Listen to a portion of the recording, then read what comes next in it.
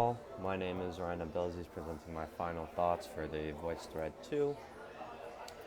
So after hearing the group's perspective, I think we reached a general consensus that exploratory data analysis is necessary, but its results need to be interpreted differently for findings that were specified in advance.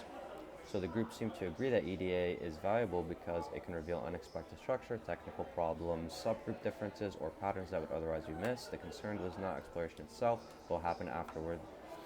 Problems arise when researchers search broadly, find one interesting result, and present it with more certainty than the analysis supports.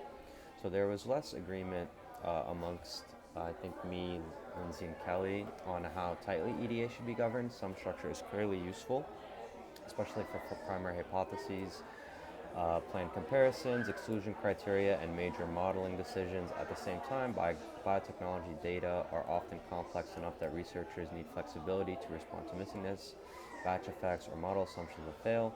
So I do not think that the answer is rigid pre-registration of every analytical step. A better approach is to preserve flexibility while requiring researchers to explain what changed, why it was changed, and which conclusions remain exploratory.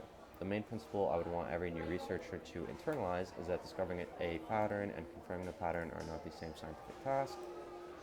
A result found during exploration may be important, but it should be treated as a lead rather than a final answer. Confirmation should ideally come from an independent sample, a follow experiment, or another method that tests the same idea under new conditions. This matters in my own work as well because genomic and ETL studies can support many possible comparisons across genes, symptoms, and diagnostic groups. That flexibility is scientifically useful, but it also makes it easy to create a convincing explanation after the result is already visible. Excuse me. The responsibility is to be clear about whether a finding was predicted, discovered, or independently tested. I think this principle is often overlooked because researchers are under pressure to produce a complete and coherent story from one data set.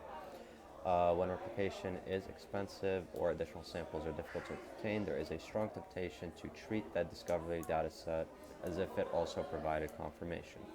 My final view is that a responsible EDA depends less on restricting curiosity and more on limiting overstatement. Exploration should remain open, but the conclusions should never be stronger than the process that produced them. Thank you all for listening and engaging in discussion. It was really interesting to hear everybody's ideas and experiences, and I hope you guys all appreciated my thoughts on the matter. Thank you all.